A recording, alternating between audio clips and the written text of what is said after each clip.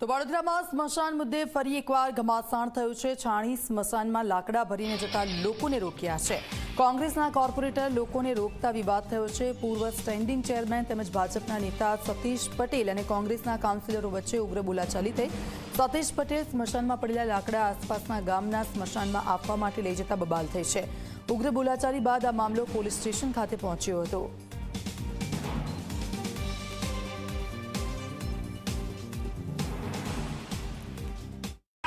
તમારા અરે મેં ભરેલો ભાઈ આ મેં ભરે ઓ ભાઈ જા ભાઈ આ મેં ભરેલો આંકડો તમે પણ લાવો લેખિતમાં આપો અમને ભર્યા આવ્યો તો તમારે કોર્પોરેશન લેખિત આપો મને આપી દઈએ ને લેતા લાવીએ ને તમે ભલા જે માલિકીનો લઈને આવો જારા ભાઈ તમે મગજમારી તમને મહેરબાની કરી મગજમારી છે લાકડા તમારા હોય તો અમને પ્રૂફ આપો કોને તમે તમારા કોર્પોરેશને તો પ્રૂફ આપો।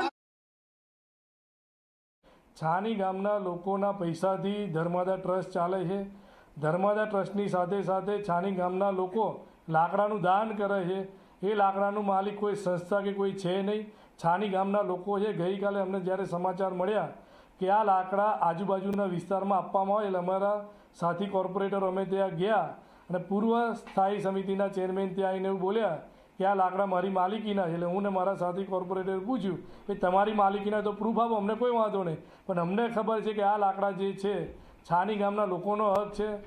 આ તો આજે લાકડા લઈ કે કાલ ઉઠીને કોક આવીને એવું કહેશે કે ચીતા મારી છે, પતરા મારા છે, તો કોઈ પણ સંસ્થાએ કોઈ પણ જગ્યાએ દાન કર્યું લઈ જવું હોય તો કોર્પોરેશનને વિશ્વાસમાં લઈને લઈ જવું જોઈએ। ગાડાગાડી કરીને અમારા સાથી કોર્પોરેટરની ફેટ પકડી લાકડા લઈને મારવાની કોશિશ કરી છે લોકોએ। આ સ્મશાનને અમે મંદિરની જેવું સાચવીએ છીએ, રાખ્યું છે। સમાજના લોકો સ્મશાન ધોવા આવે છે, બાકી કોઈ પગ ના મૂકે। સુંદરકાંડ 2-3 મહિને થાય છે, મહિલાઓ સુંદરકાંડમાં આવે છે। આટલી સુંદર વ્યવસ્થાને અમે મંદિર જેવી આ સ્મશાનની પૂજા કરીએ છીએ। સાહેબ ગઈકાલના સવારથી લાકડા ભરતા હતા, નક્કી કર્યું કે આજુબાજુ ગામમાં આપણે બધાને 2-3 ટ્રેક્ટર ફી ઓફ સેવા કરી દઈએ।